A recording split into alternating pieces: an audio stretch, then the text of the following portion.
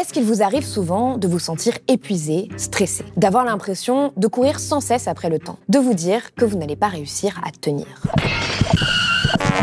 Selon une récente étude d'Empreinte Humaine, près de la moitié des salariés français sont en détresse psychologique. Des chiffres inquiétants et qui ne font que se dégrader depuis le Covid. Clairement, la pandémie a aggravé l'état psychologique des salariés. De façon générale, beaucoup de personnes se sentent de plus en plus épuisées, à bout, émotionnellement, professionnellement. Et ces dernières années, le nombre de burn-out semble avoir explosé. Le dernier baromètre de la santé psychologique des salariés français montrait que 34% des salariés français seraient en burn-out, dont 13% en burn-out sévère, soit 2,5 millions de personnes. Ce sont des chiffres à prendre avec précaution puisque le burn-out n'est pas reconnu comme maladie professionnelle. Maladie professionnelle, ça voudrait dire quelque chose qui n'existe que dans le monde professionnel, Oui. Et qui est lié 100% au monde professionnel.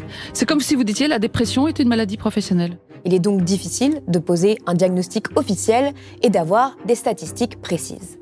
Mais une chose est sûre, ils augmentent et sont davantage visibilisés. Le burn-out, c'est un effondrement personnel. J'avais du mal à respirer, je tremblais, et là, d'un seul coup, je m'effondre. On a le sentiment quand même qu'on a beau tout donner, c'est pas suffisant et qu'on coule en fait quand même. Je suis arrivée un jour au travail et j'ai eu un blocage. Impossible de passer la porte. Et cela raconte quelque chose de notre société. Ce que je vois dans les entreprises, c'est des méthodes de management qui, moi j'appelle ça du management de l'emprise, qui veulent au contraire créer un surinvestissement, y compris émotionnel, y compris moral des salariés. Comme le souligne le docteur Adrien Chaboch, le burn-out, ce n'est pas l'épuisement d'une personne, mais la maladie professionnelle d'une société qui ne pense qu'à la performance et en oublie le sens de la vie. Dans un burn-out, il y a souvent une sorte de point de rupture après une longue période pendant laquelle les signaux d'alerte ont été négligés. J'étais beaucoup plus vulnérable, plus émotive. J'ai eu de très gros problèmes digestifs, intestins, etc. J'avais mal au cervical. J'ai commencé de nouveau à avoir des gros problèmes ORL. J'ai eu des pleurs, j'ai eu des crises de pleurs. Mais jamais je me suis dit, je suis en burn-out. Le burn-out devient dès lors une métaphore de ce que nous vivons collectivement.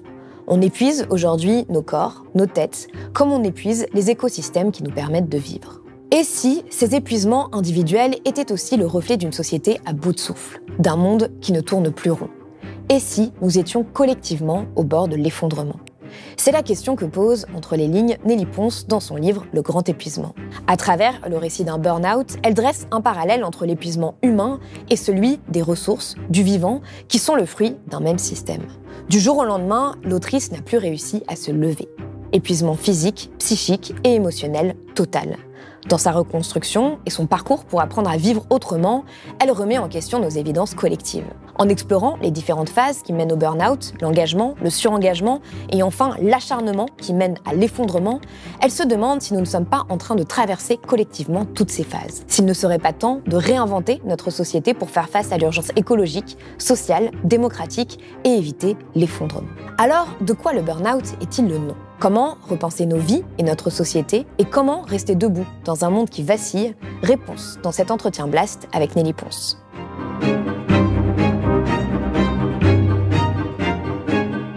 Nelly Pons, bonjour. Bonjour Paloma Moritz. Merci d'être venue sur le plateau de Blast. Alors vous êtes conférencière et autrice, vous avez écrit Choisir de ralentir, publié en 2017 et illustré par Pomme Bernos. Océan plastique, publié en 2020 et en février 2025, vous avez sorti votre dernier livre, Le Grand Épuisement, publié chez Actes Sud, comme d'ailleurs tous les livres précédemment cités. C'est le récit littéraire à la fois intime et politique d'un burn-out et de ce qu'il raconte de notre société. Vous y montrez, ligne après ligne, le lien que l'on peut et peut-être doit tisser entre l'effondrement individuel et celui de la planète et un peu de notre société. Ma première question est simple. Pourquoi est-ce que vous avez voulu écrire ce livre et finalement, comment est-ce qu'il a grandi en vous? La première étape, je pense, c'est celle du témoignage. Elle est là parce qu'il y a beaucoup d'idées reçues sur le burn-out, beaucoup de personnes qui sont en souffrance et qui savent pas exactement ce qui leur arrive. Et aussi, il y a une honte associée puisqu'il y a une responsabilisation individuelle. On en reparlera peut-être plus tard. Donc, les individus qui traversent ce type de phénomène, de syndrome que sont les burn-out, sont en général dans une grande solitude et un grand désarroi. Il m'a été dit par une médecin du travail que ça peut être utile, en fait, des témoignages qui permettent à la fois de montrer que l'on n'est pas tout seul, de comprendre réellement ce qui nous nous arrive et aussi de pouvoir aller plus loin dans la réflexion et sortir de la responsabilité individuelle. Donc ça, c'est la première envie que j'ai eue. Elle n'a pas suffi. Je me suis pas mise à écrire tout de suite. Ce qui m'a réellement mise à l'écriture, c'est ensuite le lien qui, pour moi, est apparu comme une évidence, mais que je pose comme une hypothèse, selon lequel l'épuisement individuel, l'épuisement des ressources, l'épuisement du vivant serait en fait le fruit d'un seul et même système. Et c'est vraiment ça que j'ai voulu raconter dans mon livre. Alors justement, on va commencer par la première partie, en quelque sorte, votre histoire personnelle. Vous la racontez aussi un peu dans Choisir de ralentir. Donc en 2013, à 33 ans, vous vous êtes effondré presque du jour au lendemain. Vous n'avez plus été capable de vous lever physiquement. Votre corps a dit stop, comme vous le dites. Est-ce que vous pouvez raconter ce qui s'est passé, ce que vous avez envie d'en dire et comment vous l'avez vécu? Oui. Alors effectivement, ça paraît soudain. Pour moi, c'est arrivé un matin où je n'ai plus été en capacité de me lever, où j'ai commencé une phase, on va dire, de sommeil qui a duré à peu près 20 heures sur 24 pendant un mois, 22 heures sur 24. Ensuite, il a fallu plusieurs mois pour arriver à sortir du lit et comprendre ce qui pouvait se passer.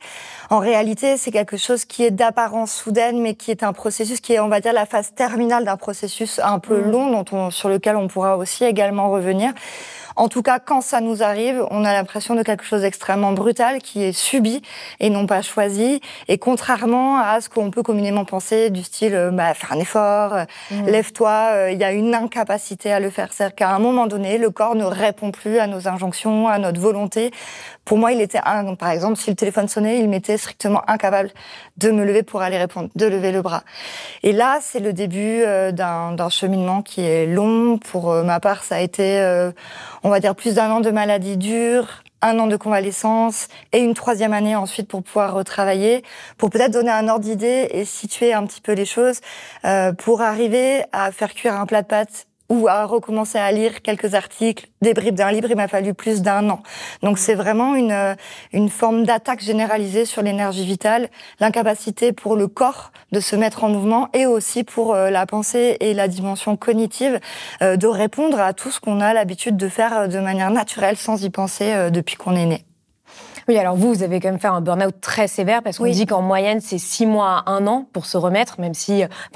pour se remettre, en tout cas, sur les premières choses. Et parfois, on met aussi plus de temps à retrouver totalement ses capacités de travail, de concentration.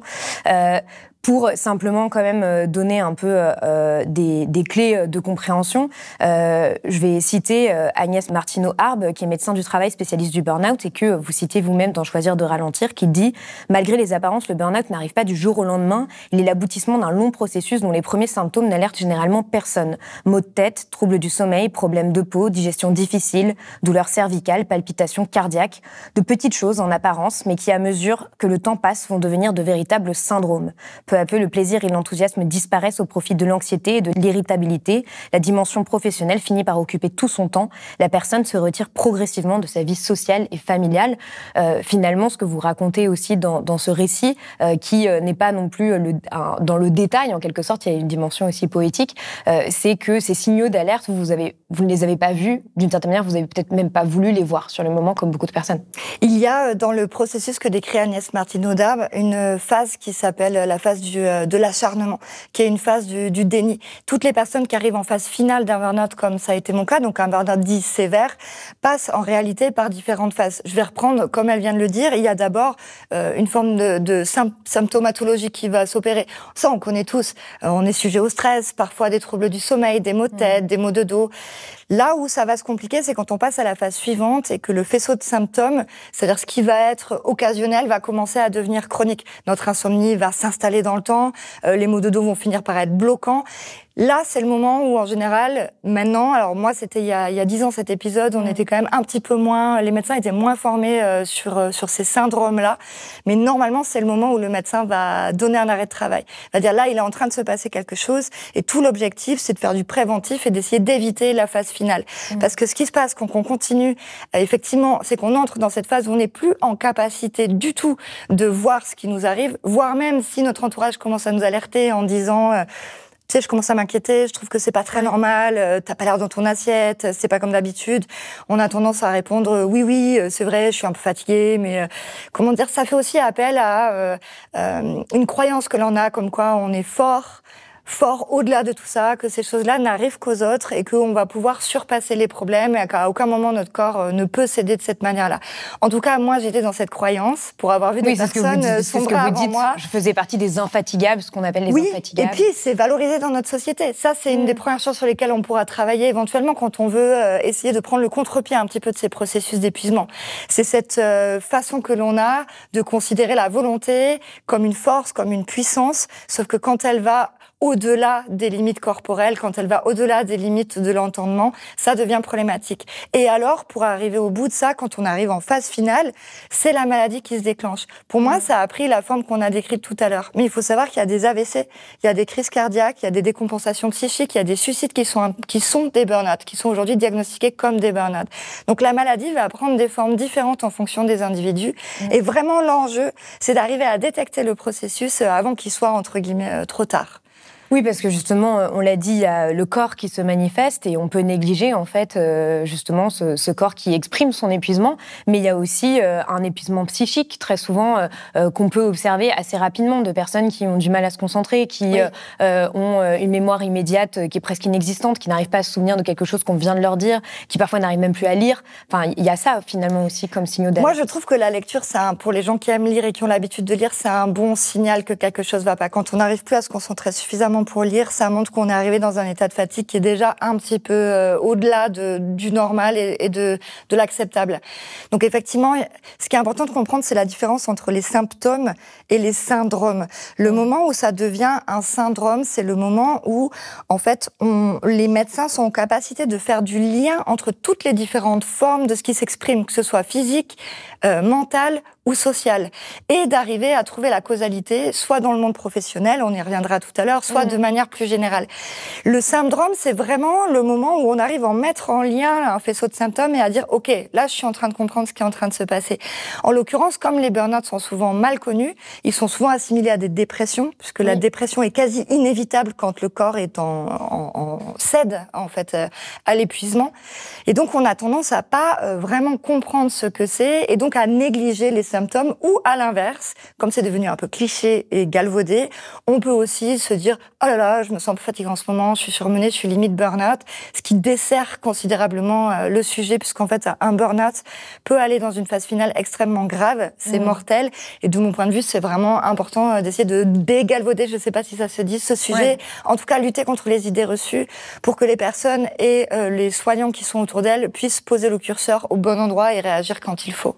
Et s'arrêter aussi avant qu'il soit trop tard. Parce qu'il y a beaucoup il y a des chiffres qui varient entre 300 000 et 2,5 millions de personnes qui seraient en burn-out aujourd'hui. Donc on voit que c'est difficile de le chiffrer, mais il y a aussi potentiellement beaucoup de personnes qui sont en pré-burn-out et qui, si elles s'arrêtaient maintenant, pourraient retrouver beaucoup plus rapidement leur capacité. Parce que ce que vous dites, c'est qu'aussi plus on s'arrête tard, et plus ça va être difficile aussi de se Les chiffres sont difficiles à donner parce qu'il s'agit d'un processus. Où est-ce qu'on met le curseur pour dire que la personne est en processus de burn-out? Donc là, effectivement, c'est ce qui fait qu'il y a des petits flottements. En revanche, ce qu'on sait, c'est que c'est quand même en train de monter très fortement dans la société. Et ce qui était identifié d'abord très fortement sur le monde professionnel est aujourd'hui en train de toucher un peu tous les secteurs. On sait qu'il y a des burn-out parentaux, des burn-out du militant. On parle de burn-out pour plein de situations différentes aujourd'hui. Donc c'est quelque chose pour la phobie scolaire pour les enfants. Exactement. Ça porte le nom de phobie scolaire ou de refus scolaire anxieux, mais quand on a traversé un burn-out et qu'on observe un enfant ou un adolescent en phobie scolaire, on retrouve justement un faisceau de symptômes extrêmement proches. Alors justement, ce que vous dites, c'est que vous avez mis beaucoup de temps à comprendre que vous viviez un burn-out. Vous avez même dû faire un séjour dans une clinique psychiatrique, ce qui montre aussi quand même à quel point le monde médical était encore plus dépourvu en quelque sorte à l'époque qu'aujourd'hui pour faire face à ce phénomène des burn-out. Et à un moment dans votre parcours, une médecin vous dit « L'histoire d'un burn-out n'est pas celle d'une simple surcharge de travail, c'est la rencontre entre un individu singulier et un environnement délétère ».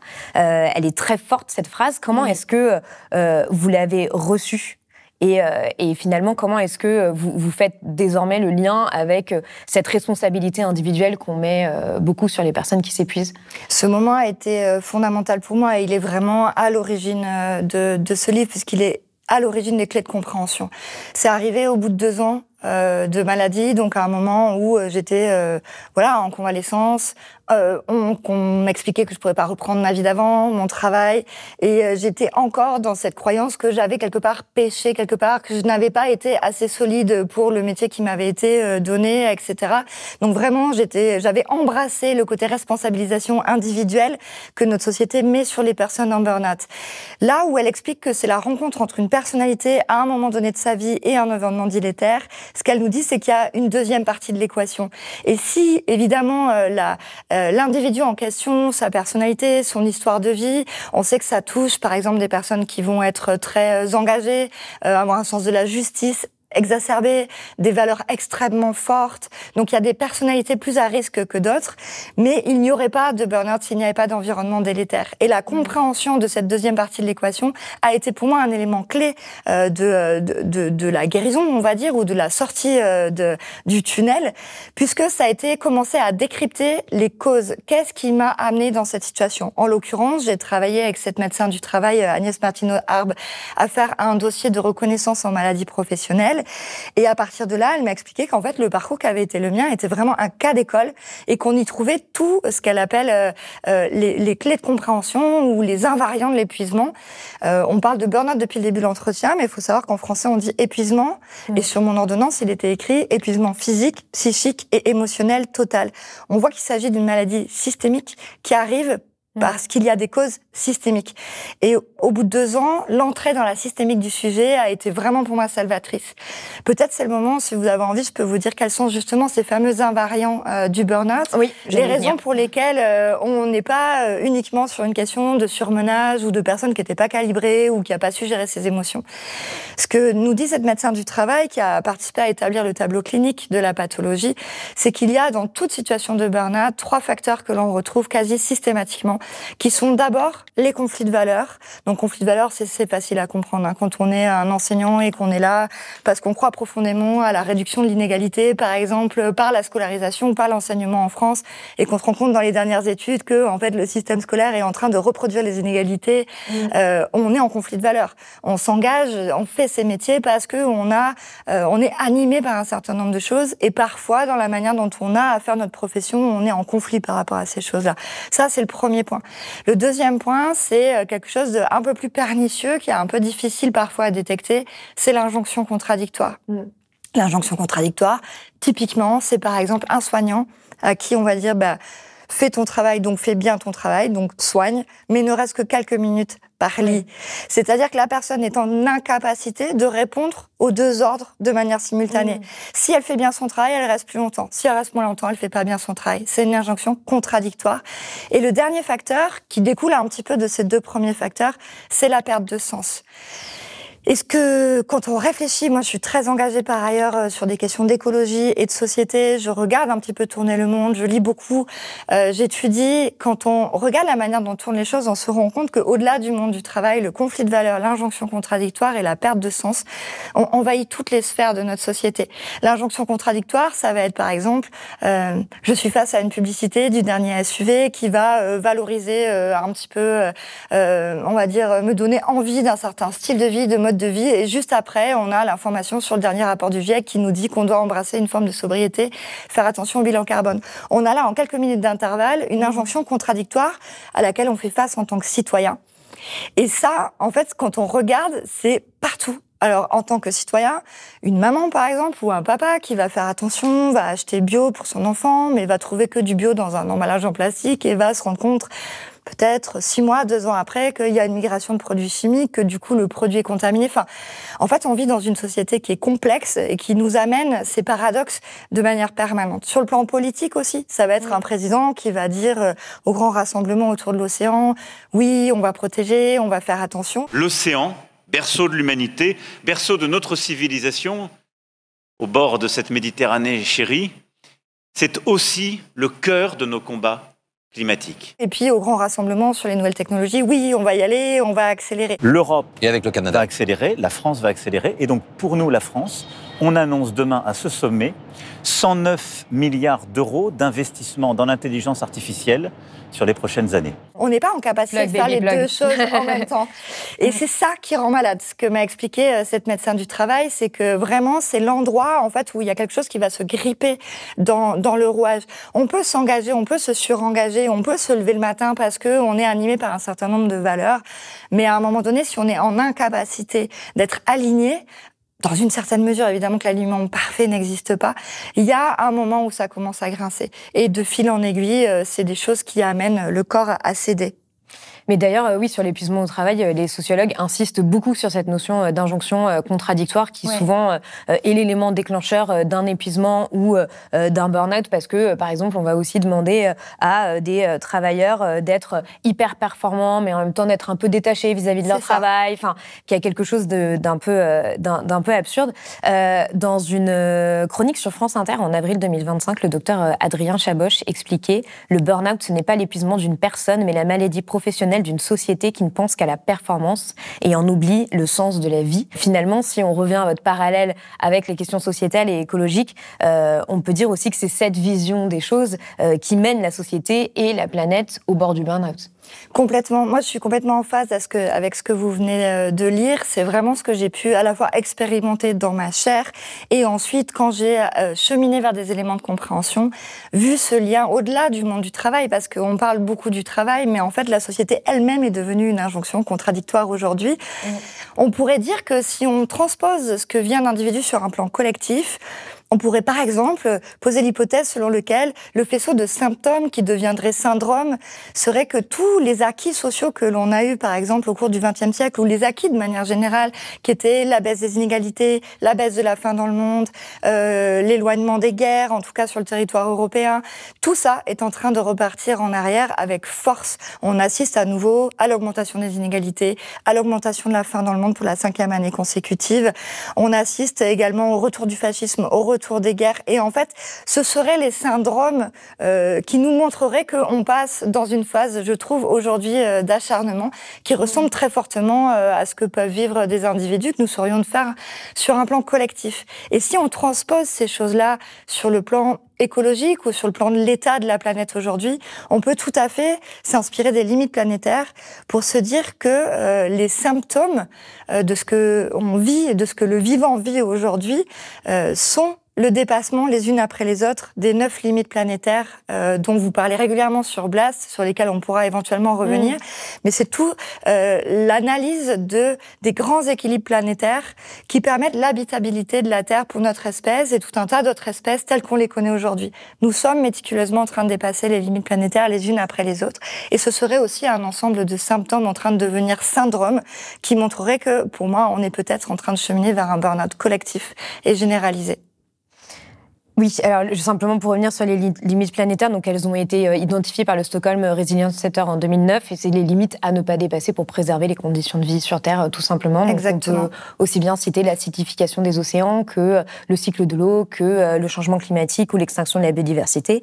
Et nous en avons dépassé 6 sur 9 et nous sommes sur le point d'en dépasser une 7e, ce qui ne s'annonce pas très bien. Pour revenir juste très rapidement sur ce que vous venez de dire, justement, c'est ce que vous dites, c'est-à-dire qu'il y a différentes phases qui mènent au burn-out. Il y a l'engagement, le surengagement et enfin l'acharnement qui mène à l'effondrement et que ces phases-là, et c'est exactement ce que vous venez de détailler, on est en train de les vivre aussi collectivement en fait, en tant que société. C'est tout à fait l'hypothèse que je pose dans le livre, c'est ce qu'on voit avec ce que je viens de dire, tout ce qu'il y a était de l'ordre du progrès dans le siècle dernier, est en train de revenir un petit peu comme un boomerang à la figure. En tout cas, on est en train de perdre ces acquis-là. Et on peut se demander légitimement où on va. La question qu'on peut se poser, parce que les jeunes sont très touchés par tous ces phénomènes, c'est qui peut dire aujourd'hui à un jeune « travaille bien à l'école », tu auras un bon métier, tu gagneras bien ta vie, tu cotiseras à la retraite, tu voyageras et tout ira bien dans le meilleur des mondes. Les jeunes, ils sont pas idiots. Aujourd'hui, ils savent bien que cette notion de futur sécure, de futur désirable même, est en train d'être mise en péril. Et une société qui n'a plus de futur désirable à offrir à ses jeunes est arrivée au bout de son modèle. Donc, si on est d'accord pour dire que cette hypothèse ne nous semble pas complètement incohérente et qu'effectivement ces phases individuelles sont en train de se retrouver collectivement, alors on est sommé de réagir. Et d'ailleurs, il y a un parallèle intéressant à faire, c'est que les phases qui mènent au burn-out ne sont pas forcément toujours visibles quand on voit une personne comme ça qui est en train de traverser ces phases-là. Et de la même manière, c'est pas forcément toujours tangible quand on voit une société traverser ces phases-là. Dans Le Grand Épuisement, vous citez Herbert G. Freudenberg, qui est psychologue et qui, dans les années 70, a été un des premiers psychothérapeutes à consacrer un article au burn-out. Et il écrit « Les gens sont parfois victimes d'incendies, tout comme les immeubles, et sous la tension produite par un monde complexe, leurs ressources internes en viennent à se consumer, comme sous l'action des flammes, ne laissant qu'un vide immense à l'intérieur, même si l'enveloppe externe semble plus ou moins intacte. » Et on a l'impression que c'est aussi ce qu'on voit, voilà, avec des personnes qui sont en train de vivre un burn-out et physiquement peuvent avoir l'air d'aller bien. Et de la même manière, bien, si on vit en ville aujourd'hui, il peut y avoir des journées où l'extinction de la biodiversité ou le réchauffement climatique ne sont pas forcément tangibles, visibles dans sa vie de tous les jours. Quand on pense à l'effondrement de la biodiversité, il n'y a pas grand monde qui assiste à des nuées d'oiseaux qui tombent et qui meurent comme ça. C'est vrai que c'est pas comme ça que ça se passe. C'est une forme d'érosion, une forme d'épuisement en fait qui s'installe. Et donc on peut tout à fait là aussi faire un parallèle. La première cause de la perte de la biodiversité, c'est la perte des habitats. C'est donc la difficulté à se retrouver, à se reproduire, à trouver des conditions vivables. C'est exactement cette invisibilité dont vous venez de parler. Et c'est ce qui fait aussi qu'on a du mal à comprendre ce qui se passe quand on voit une personne juste allongée ou assise. On a juste envie de lui dire, bah écoute, lève-toi et marche. Parce qu'en plus, c'est comme ça que marche notre monde. On valorise, comme je le disais tout à l'heure, énormément la volonté. Là où, pour l'avoir traversé dans ma chair et pour avoir été quelqu'un vraiment bâti sur cette notion de volonté, je croyais que, dur comme fer, que quoi qu'il m'arrive dans la vie, la volonté me sortirait de toutes les situations. Là, en l'occurrence, plus je voulais quelque chose, plus je voulais lever mon bras et moins il me répondait. Donc il a vraiment fallu aller explorer une autre manière, on va dire, d'interagir avec mon corps, d'interagir avec mon cerveau, de me remettre en mouvement sur d'autres bases. Et c'est un petit peu ce que j'ai envie de proposer. Est-ce que ces bases individuelles que j'ai pu, à titre personnel, aller trouver dans cette période de l'après, on va dire de la convalescence, est-ce que ce sont des bases qui pourraient aussi nous permettre de poser des nouveaux piliers pour notre société, des nouveaux piliers pour dessiner un futur qui soit à nouveau désirable et surtout possible?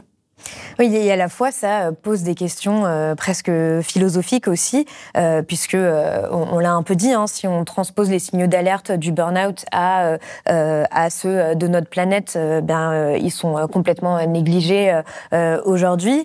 Et finalement, la question qui peut émerger à la lecture de votre livre, c'est est-ce qu'on peut être capable, en tant que société, de prendre en compte les limites planétaires et de penser à un système qui prendrait en compte ces limites planétaires?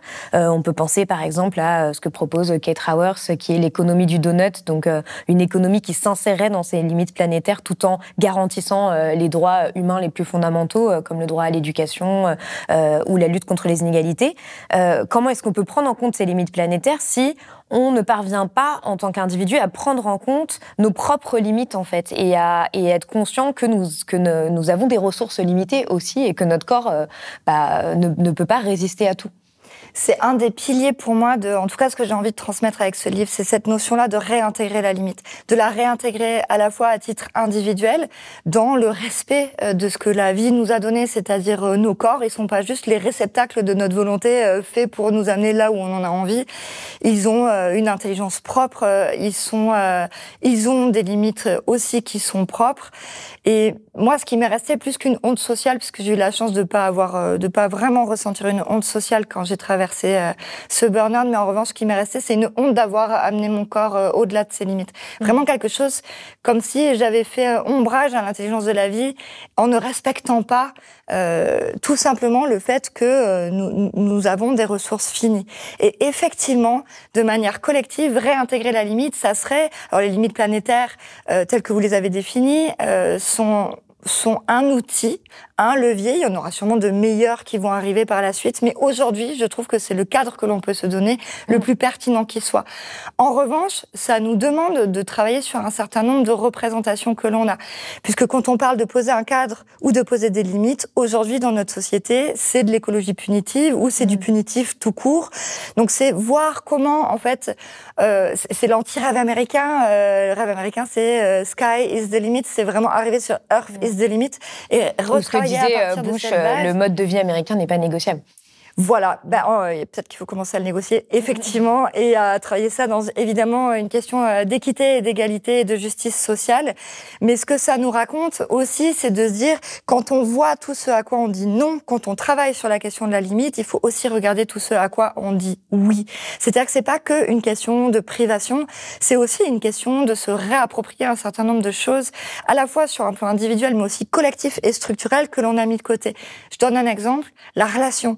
Quand on est en processus de burn-out, en général, la première chose qui commence à céder dans notre vie, c'est la disponibilité que l'on a pour soi, mais aussi pour les autres et pour nos relations. C'est cet ami que l'on n'appelle plus, c'est ce coup de fil qu'on ne passe plus, c'est ces moments en terrasse que l'on va plus avoir avec nos proches, c'est ces moments dans le silence et l'intimité que l'on ne va plus partager. Sur un plan collectif, c'est pareil. On a commencé par supprimer les veillées, puis les bancs publics, tous les lieux de rassemblement. Il y a même des interdictions parfois de rassemblement collectif. Et je pense que miser sur la relation, c'est vraiment une grande clé d'avenir. Notamment si on regarde la manière dont le vivant est organisé, la manière dont les écosystèmes fonctionnent. Les écosystèmes ne sont pas juste des individualités ou des éléments mis à côté les uns des autres. Ce qui est hyper important, ça va être la relation à l'intérieur de ces éléments. C'est ça qui va faire système. Et ça, c'est aussi un renversement de pensée, puisque on a tendance à penser les solutions à nos problèmes en silo. On va ultra spécialiser nos pensées, on va travailler sur le bilan carbone, par exemple, pour essayer de répondre au changement climatique, sans forcément imaginer que, en décarbonant, on va pouvoir aggraver la pollution chimique des milieux parce qu'on va replastifier un certain nombre d'activités. Donc, ce qui est vraiment intéressant, c'est de regarder comment les limites planétaires, comment tous ces éléments vont dialoguer entre eux. Mais ça, c'est un vrai renversement de pensée, puisque la pensée systémique et la complexité n'est pas, moi, je la vois pas vraiment dans notre société. À chaque fois, on a tendance, au contraire, à vouloir aller vers l'anecdotique, vers le technosolutionnisme, vers la personne providentielle qui va nous sortir d'affaires, alors qu'on a un vrai besoin de travailler en maillage, en pensant les relations et les interdépendances. Oui, cette question d'interdépendance, d'ailleurs, il y a de nombreuses études qui montrent que l'entraide, les liens sociaux, en fait, sont les meilleures manières de résister aux chocs à venir. On l'a vu pendant les catastrophes naturelles à plusieurs endroits dans le monde. On le voit notamment au moment des canicules, des inondations, et même d'ailleurs face au fascisme, puisque aux États-Unis, par exemple, il y a de plus en plus de communautés de soutien, d'entraide, qui essaient d'alerter, par exemple, des personnes sans papier au moment où la police anti-immigration arrive. Enfin, en fait, on voit que souvent, c'est aussi, ça permet une meilleure résilience du système, en quelque sorte. C'est ce que démontrent, par exemple, Pablo Servigne et Gauthier Chapelle dans leur livre « L'entraide, l'autre loi de la jungle ». Mais là aussi, ça va prendre le contre-pied de quelque chose qui est très puissant dans notre société, c'est le mythe de la concurrence. C'est-à-dire que moi, j'ai grandi à l'école, on nous apprenait que l'homme était au sommet de la pyramide alimentaire. On mettait les choses vraiment de manière comme un arbre ou comme une échelle où la concurrence domine, la prédation.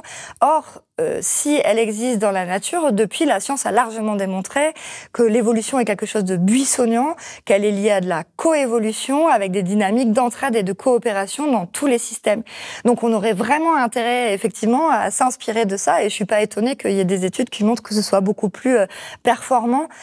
C'est de toute façon la manière dont le vivant est organisé. Alors d'ailleurs, justement, sur cette idée aussi que les personnes en burn-out sont des lanceurs, des lanceuses d'alerte d'un monde qui est en train de vaciller, vous utilisez une métaphore intéressante qui est celle du canari. Vous écrivez au XXIe siècle, alors que l'exploitation des mines de charbon battait son plein, il était fréquent de retrouver au fond des mines un canari. Très sensible aux émanations de gaz toxiques, impossible à détecter pour les hommes et les femmes, ne bénéficiant pas des équipements modernes, le petit oiseau jaune servait de référence. Ainsi, lorsqu'il mourait ou s'évanouissait, les mineurs se dépêchaient de sortir de la mine afin d'éviter toute explosion ou intoxication imminente. Est-ce que pour vous, justement, les personnes qui traversent un burn-out aujourd'hui ou un épuisement sont les canaris de la mine du XXIe siècle? C'est un peu la proposition que je fais. Alors, cette image n'est pas de moi, mais j'ai pas réussi à la sourcer. C'est régulièrement la voir réapparaître, effectivement, cette image des canaris de la mine et le lien que l'on peut faire avec le burn-out. Pour moi, c'est comme une évidence et c'est même une manière de valoriser aussi celles et ceux, dans le livre, je parle de celles et ceux qui tombent en premier. C'est un peu comme l'idée qu'en fait, le coup de grisou nous attend tous, parce que dans un modèle qui nous mène vers le mur, et je crois que la science aujourd'hui nous le démontre chaque jour, qu'il y a quelque chose qui dysfonctionne profondément et qu'on a besoin de prendre un virage drastique et systémique dans nos sociétés occidentales. Ça rejoint aussi ce qu'un penseur indien, Krishnamurti, disait. Ce n'est pas un signe de bonne santé mentale que d'être bien adapté à un monde malade. Cette image des canaris rejoint un peu cette idée de dire que, en fait, celles et ceux qui tombent malades, celles et ceux qui cèdent face à ces injonctions contradictoires sont les lanceurs d'alerte de notre monde de demain. C'est-à-dire sont celles et ceux qui peuvent aussi nous dire il y a quelque chose profondément qui dysfonctionne et il y a besoin de travailler structurellement et collectivement pour s'assurer un avenir viable. Et la question de la santé, elle est intéressante. Et celle du burn-out, elle l'est d'autant plus parce qu'on l'a dit tout à l'heure, elle a une dimension physique, elle a une dimension psychique. Et si on regarde la définition de l'OMS de la santé, c'est un état de bien-être complet. Bon, ça peut se discuter, mais un état de bien-être physique, mental et social. Je vous parlais de la relation tout à l'heure. Et c'est là qu'en fait, on voit que c'est clé. Nous sommes des êtres sociaux. Et là où aujourd'hui, on a tendance à saucissonner, à diviser, à cliver, à monter les gens les uns contre les autres. Depuis la crise du Covid, c'est de plus en plus flagrant. Les gens ont de plus en plus de mal à se parler quand ils sont pas d'accord. Pour moi, ça fait partie de ces symptômes-là. Et donc, celles et ceux qui tombent en premier seraient les canaris de la mine de notre postmodernité et seraient celles et ceux qui nous disent soyons inadaptés parce qu'il y a réellement quelque chose qui est en train de se passer et qu'on n'est pas en obligation de l'accepter. On a besoin de se mettre en mouvement pour résister. Et les canaris de la mine, ceux qui ne s'évanouissent pas mais qui tombent réellement, c'est aussi les morts au travail, les accidents du travail qui touchent en grande partie le secteur du BTP, mais aussi des aides à domicile et en fait qui ne baissent pas, qui ont même tendance à augmenter. En France, on est à 2 morts par jour en moyenne et on peut y ajouter d'ailleurs aussi les accidents de trajet et les morts liés à des maladies professionnelles, ce qui fait en moyenne par an 196 décès pour les maladies professionnelles, 332 décès pour les accidents de trajet. Donc, en tout, on a plus de 1500 personnes qui meurent littéralement de leur travail aujourd'hui en France, quoi. Ouais. Et si on rajoute, si on est d'accord avec ce qu'on a dit tout à l'heure, c'est-à-dire la systémique du sujet, et qu'on inclut aussi les limites planétaires, l'OMS nous dit aujourd'hui que c'est 1/4 des décès dans le monde qui sont liés à des causes environnementales. Donc on a aussi quelque chose qui est croissant. Et cette notion justement de santé globale, de dire qu'on ne peut pas rester en bonne santé dans un monde qui détruit les écosystèmes dont on dépend pour vivre, on peut tout à fait, je pense, se permettre de rajouter aussi ces chiffres-là. Il y a vraiment quelque chose qui est en train de monter, qui touche à la santé globale. Et moi, ce que je trouve intéressant avec cette notion de santé, c'est que même les personnes qui sont les plus éloignées de l'écologie, qui n'ont pas une fibre environnementale, qui vont pas particulièrement souffrir ou entrer en empathie avec les créatures qui peuplent les océans, par exemple, vont pouvoir quand même être interpellées sur la question sanitaire quand ça va les toucher personnellement. Et ensuite, on va pouvoir aller explorer le sujet aussi des inégalités et montrer à quel point tout ça est lié, en fait, et le fruit d'un même système. Dans Choisir de ralentir, vous l'écrivez, plus nous gagnons du temps et moins nous avons la sensation d'en avoir. Et vous citez une enquête de l'Observatoire Société et Consommation qui montre que plus de 8 Français sur 10 pensent que le rythme de la vie dans la société actuelle est trop rapide et expriment le désir de ralentir. C'est une des choses que vous explorez aussi dans le livre et dans justement Choisir de ralentir. Mais la question qu'on peut se poser, c'est aussi que tout le monde n'a peut-être pas la possibilité de choisir de ralentir ou même de ralentir tout court. Est-ce que ralentir, c'est pas aussi une option que pour les personnes privilégiées ? Ça dépend. Alors, il y a plusieurs réponses que je vais essayer d'apporter, plusieurs niveaux de réponse. La première, directement, oui, évidemment. On n'est pas tous égaux face à notre vie professionnelle. On n'a pas tous le luxe de dire je quitte mon travail. Si je suis mère célibataire avec 4 enfants en travaillant en 3-8 dans une usine, je vais évidemment pas avoir la même latitude qu'un couple sans enfants où les 2 personnes vont travailler. Mais je pense que la question, elle n'est pas forcément là parce que j'essaie de pas la placer sur la question du choix individuel, mais en rappelant sans arrêt qu'on est vraiment dans quelque chose qui est de l'ordre d'un cadre structurel. Choisir de ralentir, c'est quelque chose qui peut être pensé collectivement et qui peut ensuite aller prendre par la main, on va dire, toutes celles et ceux qui peuvent en avoir besoin. Le deuxième niveau de réponse, c'est aussi qu'est-ce qu'on va mettre derrière le terme de ralentir. Parfois, j'ai regretté mon titre « Choisir de ralentir » parce que ça aussi, c'est quelque chose qui est souvent galvaudé, c'est-à-dire qu'on va uniquement le rapporter à un rapport à la vitesse. Un peu comme en opposition. Soit on va vite, soit on va en lenteur. C'est pas vraiment ça dont il s'agit. D'autant plus que si on ouvre le Larousse et qu'on regarde la définition de la lenteur, il y a écrit « lenteur ». manque de rapidité dans les mouvements, de vivacité dans la pensée. On voit là aussi que c'est le fruit de représentations modernes qui vont survaloriser la vitesse et qui vont dévaloriser la lenteur, alors qu'au-delà de la question de la cadence, c'est aussi une philosophie, un état d'esprit, une façon d'être au monde, une façon de se rendre disponible et d'habiter le monde. C'est un petit peu ça que j'ai essayé de raconter dans Choisir de ralentir. Mais là, je vais citer du coup un autre penseur qui s'appelle Hartmut Rosa, qui est un sociologue et philosophe allemand, qui est un des grands penseurs de l'accélération aujourd'hui. Pour éviter cet écueil en fait du slow et de cette opposition vitesse-lenteur, il propose un concept qui s'appelle la résonance comme antidote à l'accélération. La résonance, ça va être notre capacité à nous laisser pénétrer par le monde et à pénétrer le monde. C'est vraiment comment est-ce qu'on entre en empathie, comment est-ce qu'on est en disponibilité. Il prend cet exemple, combien de livres non lus avons-nous dans nos bibliothèques, combien de musiques non écoutées, combien d'amis sur les réseaux et combien sommes-nous à rentrer seuls le soir de manière non choisie. Donc c'est encore une fois ce paradoxe, ce va-et-vient entre, j'ai envie de dire presque l'être et le paraître. Il y a quelque chose qui nous éloigne de l'être dans cette société de la course effrénée à la consommation. Et vous l'avez dit tout à l'heure avec la citation, quand on regarde qu'on a gagné en espérance de vie, qu'on a gagné les congés payés, on travaille moins, du temps, on en a gagné. Et jamais autant on en a autant manqué. Donc il y a vraiment quelque chose d'autre qui est à l'œuvre. Je pense que le numérique n'aide pas aussi dans cette difficulté à être présent dans l'instant. Mais au-delà de la question de son travail, au-delà de la question de comment est-ce que on peut aller plus ou moins vite, retrouver du temps pour soi, c'est vraiment la question de l'attention que l'on porte à ce que l'on est en train de faire, à l'autre, à l'altérité, et ensuite, en tant que société, de revaloriser peut-être d'autres choses, encore une fois, que la concurrence, que la vitesse, et d'essayer de voir comment est-ce qu'on peut remettre les liens, la relation au cœur du projet. Et d'ailleurs, il y a certaines études qui ont montré sur des expérimentations, sur des semaines de 4 jours, qui peuvent être un exemple de ralentissement systémique, que dans les entreprises où ils étaient passés à une semaine de 4 jours, eh bien, il y avait un tiers des salariés qui se sentaient moins stressés au travail, que le nombre de burn-out avait chuté, qu'il y avait au moins 2 salariés sur 3 qui disaient qu'ils se sentaient moins épuisés professionnellement, enfin, que ça avait vraiment un impact aussi, le fait dans certaines entreprises et dans certains métiers qui sont plutôt des métiers de bureau, on va dire en quelque sorte, de passer à justement un temps de travail diminué. Oui, tout à fait. Là où il peut y avoir un danger, par exemple, c'est que beaucoup d'entreprises aujourd'hui ont compris qu'un salarié surmené ou stressé n'est pas très productif. Donc on va chercher à aménager des formes de soupape. On va instaurer du yoga au travail, on va instaurer des choses qui par ailleurs sont très bien de la déconnexion. Mais c'est une manière de rendre le salarié à nouveau performant pour alimenter le même système qui, in fine, continue de rendre malade de la même manière.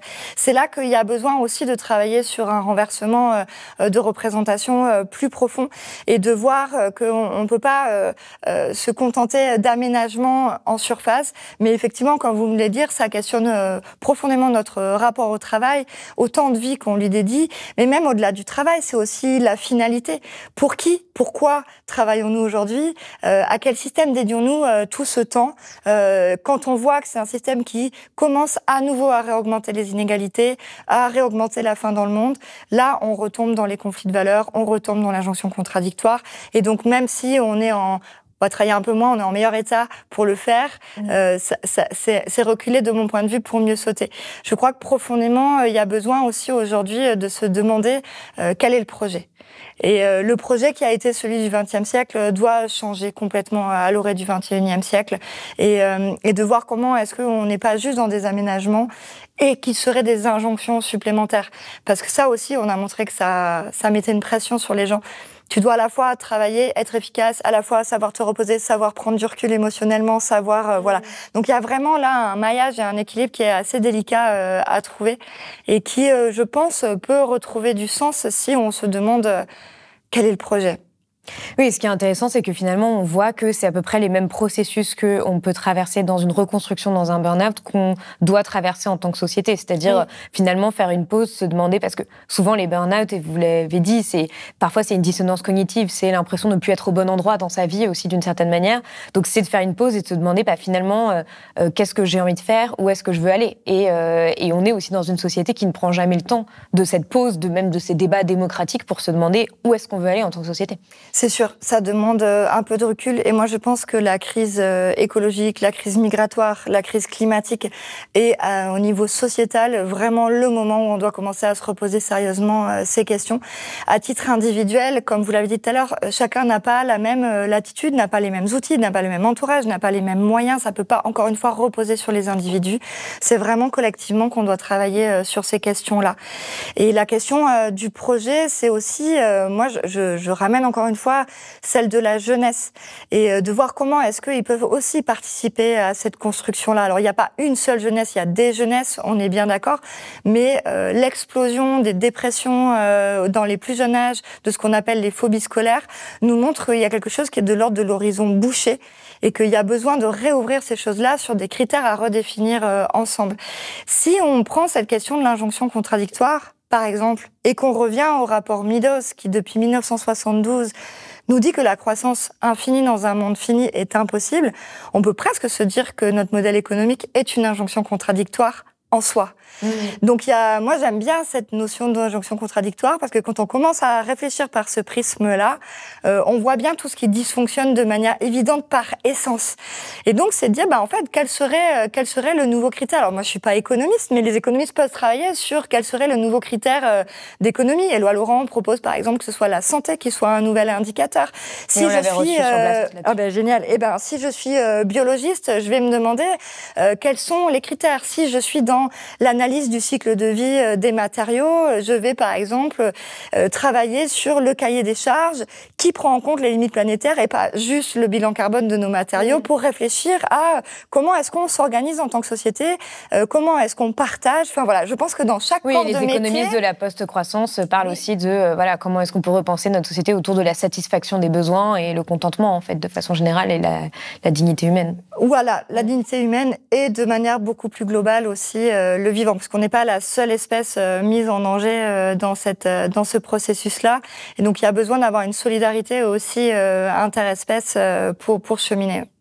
Alors, on a parlé du lien entre justement le burn-out et l'épuisement des ressources, mais face à une planète qui brûle, on parle aussi de burn-out écologique maintenant, ou d'éco-anxiété, mais c'est un peu un nouveau terme qui est utilisé de burn-out écologique. Selon la dernière étude de l'ADEME d'avril 2025, 4,2 millions de Français sont fortement touchés par l'éco-anxiété, et parmi eux, 420 000 le sont avec un risque psychopathologique, comme la dépression réactionnelle ou le trouble anxieux. Qu'est-ce que vous pensez justement de ce terme de burn-out écologique pour parler de l'éco-anxiété? Est-ce que ça vous paraît approprié? L'éco-anxiété serait, de mon point de vue, un seul des symptômes qui pourrait concourir à un burn-out écologique. En tout cas, l'avantage de cette formule, on va dire, de mettre ensemble les deux, c'est un petit peu ce que j'essaie de faire avec le grand épuisement, c'est de montrer qu'en fait, tout est lié. Et qu'il y a vraiment quelque chose à la fois de systémique, de sociétal, et aussi, pas que social et au monde du travail, mais aussi sur les questions d'écologie. Parce qu'on parle aussi de burn-out informationnel. Oui. Alors, c'est de mon point de vue quand même un tout petit peu abusif parce que j'ai essayé de montrer au départ que le burn-out, c'est un processus qui amène à une phase finale qui est grave et en fait, il faudrait pas que ça participe à galvauder et à dédramatiser un petit peu le sujet là où il y a des personnes qui sont en train de vivre des choses qu'elles ne comprennent pas et sur lesquelles elles ont du mal à mettre des mots, un processus, etc. En revanche, je trouve que l'intérêt que ça a, c'est justement de montrer cette dimension systémique à l'éco-anxiété. Parce que l'éco-anxiété a aussi été un peu cliché. On a pensé que c'était des individus qui surréagissaient à des informations scientifiques qui leur étaient données, là où en fait les études nous montrent que c'est beaucoup plus l'inaction politique et le manque de réponse de nos gouvernements face à la marge du monde qui crée ces situations d'anxiété et qu'en plus l'anxiété n'est pas la seule émotion vécue par les personnes. Donc il y a un lien évident. Je trouve que le terme de burn-out écologique est intéressant pour montrer ce lien-là, mais après c'est intéressant de pas s'en arrêter là et d'aller vraiment à chaque fois comprendre quels sont les processus à l'œuvre et essayer d'éviter les écueils et les clichés qu'il peut y avoir et sur les émotions telles que l'anxiété et sur la question du burn-out. Et d'en faire aussi un réel enjeu de santé publique, parce que, vous le disiez, c'est pas encore vraiment totalement pris au sérieux, alors que de plus en plus de professionnels de santé, de psychologues, de psychothérapeutes disent on a énormément de personnes qui viennent dans nos cabinets et qui nous parlent de l'état du monde, en fait, et qui sont profondément atteintes par ça. Complètement, mais parce que ça fait partie quand on parlait tout à l'heure des invariants de l'épuisement, que sont les conflits de valeurs, l'injonction contradictoire et la perte de sens. Là, on est en plein dedans. Comment construire un avenir quand toutes les informations en permanence nous montrent à quel point il est bouché, alors que pour l'heure, on est en train d'écrire l'histoire au fur et à mesure qu'on est en train de la vivre, et il y a une marge de manœuvre et un appel à une action collective qui est vraiment importante. Donc ça permet effectivement d'aller mettre des mots sur des mots MAUX et je le disais tout à l'heure, je trouve que la question de la santé est un curseur qui est vraiment intéressant, puisqu'il nous permet à la fois de faire du lien entre ce que vit l'individu et ce qu'on vit sur le plan collectif, ce que vit un humain et ce que vivent tous les non-humains à travers l'effondrement de la biodiversité. Et donc moi, je trouve que cet angle de la santé peut justement nous amener vers l'action. Alors justement, pour terminer, est-ce que vous pourriez dire finalement dans les grandes lignes quelles ont été les étapes pour vous, pour sortir de votre burn-out, pour des personnes qui nous écouteraient, qui seraient dans cette situation-là ou qui en seraient proches, et peut-être qu'on peut voir aussi derrière justement comment est-ce qu'on pourrait les appliquer aussi à notre société. Une fois le gros, on va dire, des symptômes de type maladie vraiment passés et derrière, je crois qu'une des premières choses, ça a été, comme je le disais tout à l'heure, de trouver d'autres leviers à l'intérieur. C'est-à-dire d'aller à l'encontre de mes propres croyances. On en parlait de la volonté. Alors, j'étais pas quelqu'un qui était dans la concurrence ou la compétition, mais malgré tout, le monde est organisé structurellement de cette manière-là aujourd'hui. Mais en tout cas, c'est d'essayer de revaloriser les espaces de vide, les espaces de rien, d'éviter par exemple de me saisir de mon téléphone à chaque fois que je suis en attente, parce qu'on sait que du vide, de l'ennui va naître toute la créativité, on sait que tous les liens dans le cerveau vont se faire à ce moment-là, et que quand on est en permanence en train d'occuper, de scroller, donc ça va être d'essayer de m'appliquer, on va dire, une forme de... j'aime pas ce terme du tout, j'allais dire d'hygiène de vie, mais en tout cas un cap à me donner sur... accepter le vide, le rien, me rendre à nouveau disponible à ce qui est, et pas dans une anticipation perpétuelle. Voilà, ça c'est la partie la plus dure. Après, j'ai la chance d'avoir une vie où je suis entourée, mais là aussi c'est d'être en permanence vigilant à la qualité de ces relations et au temps qu'on va dédier à ces relations-là et à cette disponibilité-là. Ensuite, par rapport à ces questions d'éco-anxiété, de marge du monde, quelque part, c'est d'entrer dans la politique, c'est-à-dire de se rendre compte que l'intime et l'individuel, à un moment donné, il rejoint le collectif et le politique. L'intime est politique. Et ces questions-là ne peuvent pas être embrassées sur le plan individuel. Ma manière à moi de me mettre en mouvement, ça a été de sortir du terrain, parce que j'étais déjà engagée, mais sur le terrain, dans le monde associatif, et c'est là que je suis tombée malade. Donc moi, j'écris des livres, je donne des conférences, c'est ma manière, on va dire, de m'engager, mais c'est aussi ma manière de me relier à une communauté de pensée, à une communauté d'action, avec lesquelles on va partager beaucoup d'enthousiasme, beaucoup de joie, une perspective qui rompt aussi une forme de solitude. Donc on va dire, les étapes, elles sont à la fois de manière très très très concrète dans sa vie, à être vigilant à un certain nombre de choses dans sa vie de tous les jours, et à la fois de réintégrer aussi ce que vous dites à un moment, la notion de limite, d'être capable dès que vous sentez que vous êtes un peu fatigué, de rééquilibrer d'une autre manière, etc. L'écoute du corps. Quand le corps se manifeste, c'est qu'il a quelque chose à raconter. Et c'est un petit peu l'image des canaris de la mine. C'est le corps est notre lanceur d'alerte. S'il recommence à se manifester, c'est qu'il y a quelque chose qui dysfonctionne, il y a quelque chose dont je ne suis pas capable d'écouter. Et est-ce que j'ai les moyens d'agir sur les leviers qui m'amènent à cette situation, et ensuite de voir comment est-ce que on peut au-delà de la question de est-ce que je suis optimiste ou pessimiste, c'est plus du tout des questions que je me pose, parce que pour moi l'optimisme et le pessimisme sont des grands leviers d'inaction dans les deux cas, mais c'est plutôt de me dire comment est-ce que je m'inscris dans l'histoire, comment est-ce qu'en me levant le matin, j'ai l'impression de participer à construire un monde dans lequel j'ai envie de vivre. Et ça, c'est quelque chose qui, à titre personnel, je ne sais pas si ça fonctionne pour les autres, mais moi, en tout cas, ça m'aide à tenir mon cap, de me dire, quelle que soit la finalité, quelle que soit la fin de l'histoire, depuis qu'on a l'âge de 5 ans, on sait qu'on va mourir un jour, et pour autant, on n'est pas au fond de notre couette à se désespérer que ça va arriver. Là, on est face à une finitude collective potentielle, de par la manière dont nos sociétés sont organisées, avec une injustice profonde. L'idée, c'est peut-être ne pas rester à se morfondre par rapport à l'état du monde, mais de voir comment est-ce que je peux essayer, à mon échelle, d'y prendre part et me relier dans des collectifs pour essayer d'avoir un impact collectivement.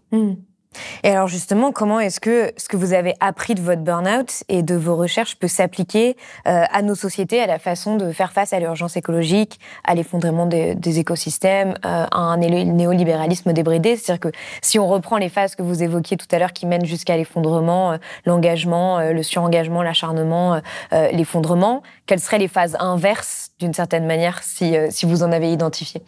Oui, alors là, je pense qu'il y aurait de quoi faire plein d'émissions et puis convoquer plein de spécialistes de plein de domaines pour répondre à cette question. Humblement, à mon échelle à moi, je suis très animée par la question du systémique et de la complexité. Ça me paraît être le renversement le plus important. Quand on comprend qu'on ne pourra pas avoir d'avancée écologique sans avancée sociale, quand on comprend qu'on ne pourra pas améliorer considérablement les injonctions contradictoires dans le monde du travail ou dans la société, sans travailler aussi sur la question du sens, la question des valeurs, sans travailler sur notre modèle économique, mais d'accepter en fait d'embrasser cette complexité-là, de sortir des simplismes, des simplifications. Ça me paraît être un levier majeur aujourd'hui dans la société. Sinon, en fait, on a tendance à aborder les choses comme problème-solution, et dans les solutions, on va déplacer des problèmes et les décaler. Pour moi, un des grands enseignements, et c'est là que le burn-out, parce que c'est pas la seule, on va dire, pathologie ou syndrome qui existe, qui est sur la santé de notre monde, mais là où c'est intéressant, c'est que c'est un syndrome qui fait du lien, justement, entre les sujets. Et le plus grand enseignement de ce lien-là, pour moi, de mon point de vue, c'est de nous montrer qu'on doit aborder les choses en travaillant sur les relations qui animent les sujets et d'aller en profondeur. Un individu qui veut se remettre d'un burn-out, il a besoin de travailler sur ses priorités, réellement, de faire des vrais choix dans sa vie. Parce qu'à un moment donné, son corps ne le laissera plus faire. Une fois qu'on est tombé malade, notre corps est en risque de rechute permanente. Donc, il ne nous laisse plus faire. Mais quelque part, on pourrait souhaiter que sur un plan sociétal, on n'ait plus trop le choix que de se poser ces questions, en fait, d'embrasser les crises et sociales et écologiques d'un même concert, en essayant de travailler sur la réduction de ces injonctions contradictoires. On peut pas faire une aire marine protégée qui, par exemple, permet la pêche industrielle à l'intérieur. Là, on est dans de l'injonction contradictoire. Je pense que ça peut être un cap assez intéressant, en fait, que d'être vigilant en permanence sur le fait de se dire, mais non, en fait, on est en train de faire deux choses contradictoires en même temps. OK, c'est quoi la priorité ? C'est le fameux en même temps. Oui, c'est le fameux en même temps. Là, c'est tout l'opposé, en fait, qui serait intéressant d'explorer. Merci beaucoup. Merci. C'est la fin de cet entretien, j'espère qu'il vous a donné envie de prendre soin de vous pour prendre soin du monde. Je vous mets comme toujours des liens pour aller plus loin en description, notamment vers toutes les vidéos Blast sur la question du travail en lien avec l'urgence écologique. Elles apparaissent aussi ici. N'oubliez pas que Blast est un média indépendant qui n'existe que grâce à votre soutien. Alors, si vous n'avez pas encore eu le temps de le faire, n'hésitez pas à vous abonner ou à faire un don sur blast-info.fr. Faites attention à vous et à très vite sur Blast.